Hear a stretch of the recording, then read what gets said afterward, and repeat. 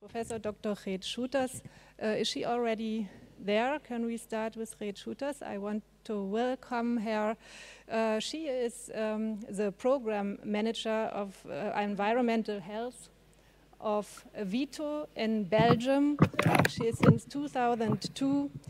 She coordinates the Flemish, there she is, hello, Human Biomonitoring Project. Hello. She's a full professor at the University of Antwerp and very active involved in many EU projects like SBO, COFIS, DEMOCOFIS and HBM-GV, which she co-coordinates. And yeah, she's also the vice chair of the Scientific Advisory Committee of the European Environmental Agency and has a lot of interests also, especially in leading dialogues with decision makers and stakeholders. And I'm very glad to hand over to you. The floor is yours. Good afternoon. Do you hear me? I hope so. We can hear you very well. That's fine. So it's a pleasure for me to talk in this session on health-based guidance values and risk communication. I'm going to try to load up my presentation now.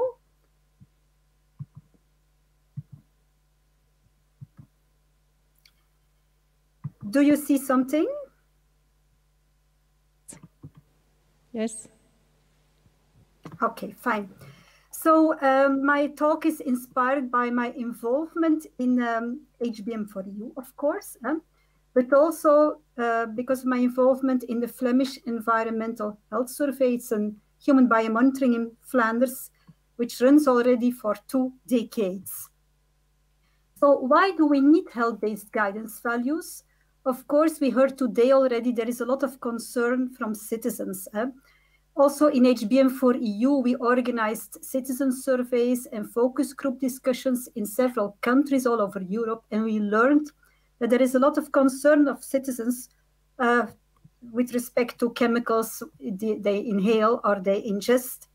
On the other hand, we also learned and heard today that there are also publications with estimated burden of disease associated with chemicals, and with a lot of references to lost IQ points, for example. So this rings a bell, and indeed there is a lot of concern also by scientists.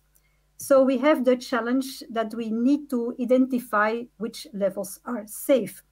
We need to have benchmark levels that correspond to acceptable or tolerable risks. And that's also a societal discussion, which risks are acceptable or tolerable.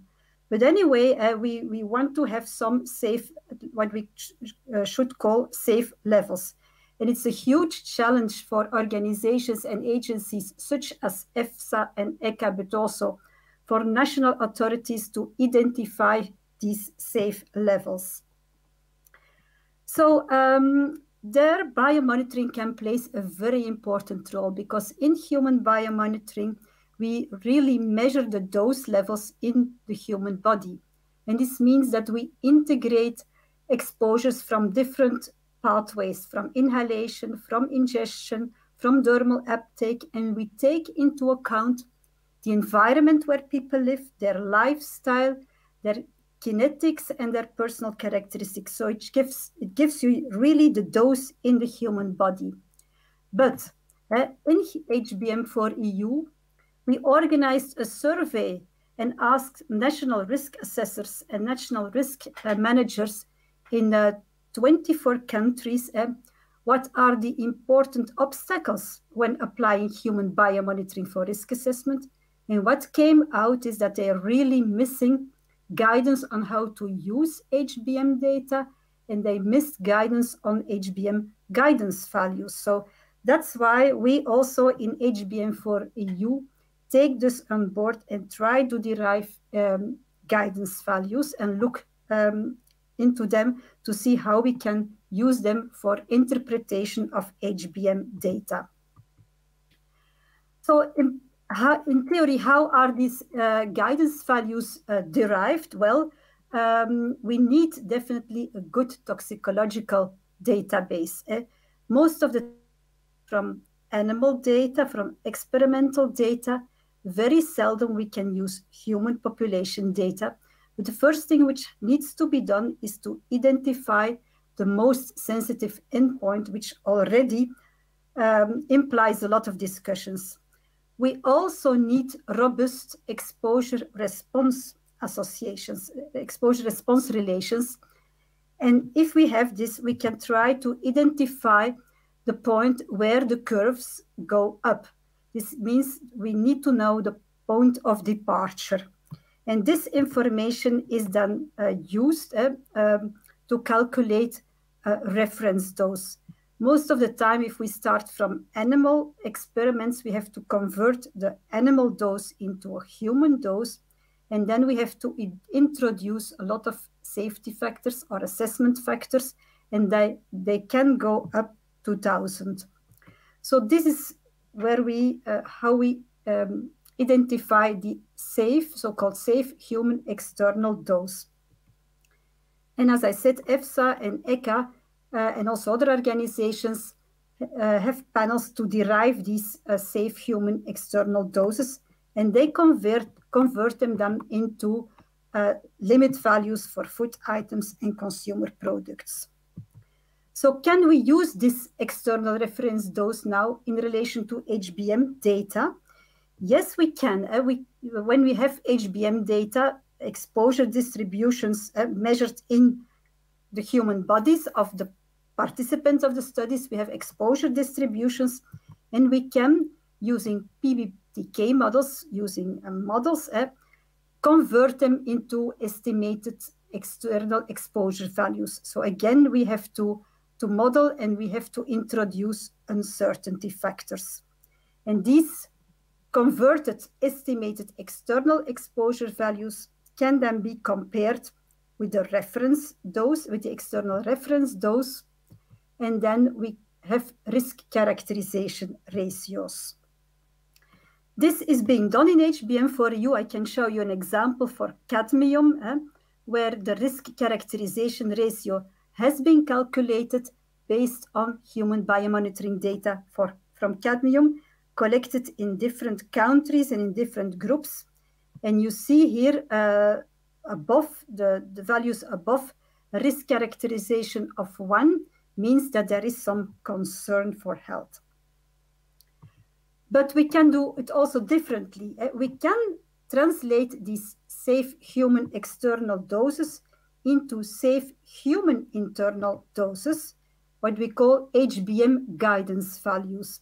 And this is being done in HBM4EU, where again, they start mostly from animal experiments, converting the external dose in the animal into an internal dose, using assessment factors, and then deriving the safe human internal dose, the HBM guidance values.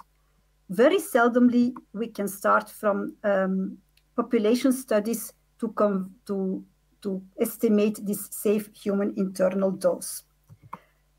In HBM4EU, we have a close exchange with EFSA and ECHA in order to see how we can collaborate on deriving these doses.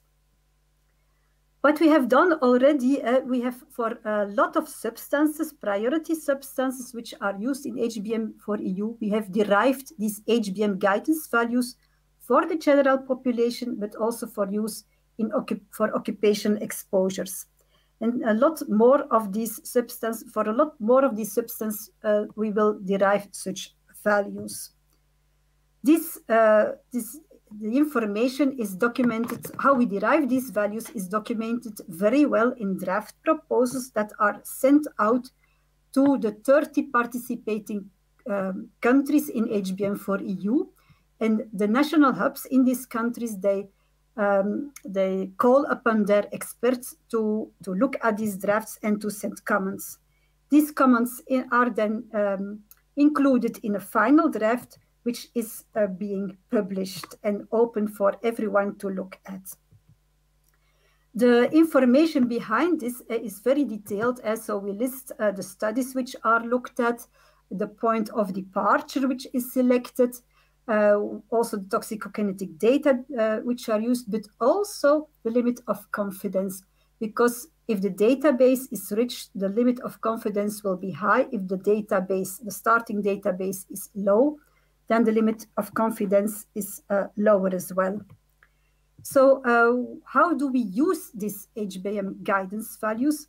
What we can do, and these are results from a previous study, COFFES demo COFFES, we can see which proportion of the population, and these are individual dose levels measured in humans participating in the study. We can calculate which proportion of the population exceeds these HBM guidance values. And you see here for cadmium that there was a fraction of the population in children and in mothers who exceeded these health-based HBM guidance values. We can also see what is the distance between what we measure in the population and the HBM guidance values. So how far are we from these safe levels? So this, the margin of exposure can be calculated in this way. The difficulty is that these HBM guidance values... Sorry. Yeah?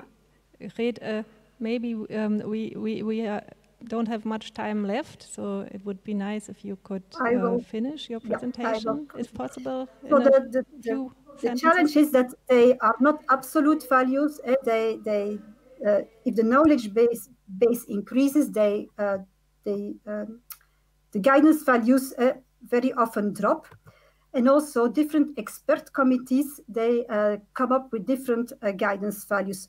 So this makes their use a little bit difficult, and so there is some uncertainty, and it's very important to communicate also this uncertainty and to think whether we have to harmonize also at the international level the derivation of these guidance values. Also, if we look at the more and more short-lived chemicals are used, so that's very good.